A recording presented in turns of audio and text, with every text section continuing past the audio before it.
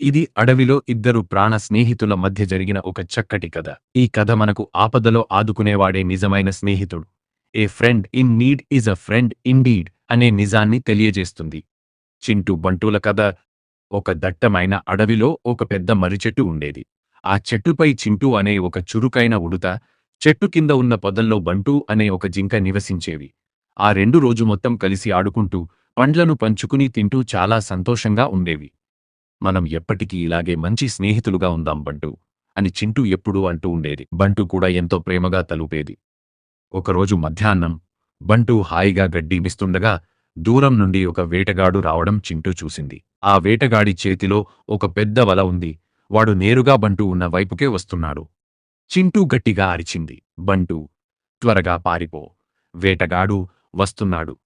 కాని పాపం, బంటూ పరుగెత్తే లోపే వేటగాడు విసిరిన వల బంటూపై పడింది. బంటూ ఆ వలలో గట్టిగా చిక్కుకుపోయింది.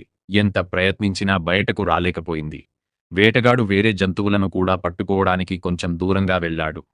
బంటూ భయంతో ఏడవడం మోడ్లు పెట్టింది. చింటూ, నన్ను కాపాడు, వేటగాడు నన్ను తీసుకువెళ్ళిపోతాడు అని విలపించింది. చింటూ ఒక్క క్షణం కూడా ఆలోచించలేదు. తన ప్రాణ స్నేహితుడిని ఎలాగైనా కాపాడుకోవాలనుకుంది. వెంటనే చెట్టుపైనుంచి కిందికి ఉరికింది. భయపడకు బంటూ, నేనున్నాను అని ధైర్యం చెప్పింది. చింటూ తన పదునైన పళ్లతో వల తాడును గబగబా కొరకడం ప్రారంభించింది. సమయం చాలా తక్కువగా ఉంది. వేటగాడు వచ్చే అడుగుల శబ్దం వినబడుతోంది. చింటూ తన శక్తినంతా ఉపయోగించి వేగంగా వల మొత్తాన్ని అక్కడక్కడా కట్ చేసింది. చివరికి వేటగాడు అక్కడికి వచ్చేసరికి వల పూర్తిగా తెగిపోయింది.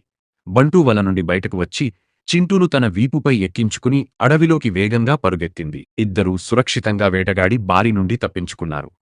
ఆ రోజు బంటూ కళ్లల్లో ఆనందబాష్పాలు వచ్చాయి.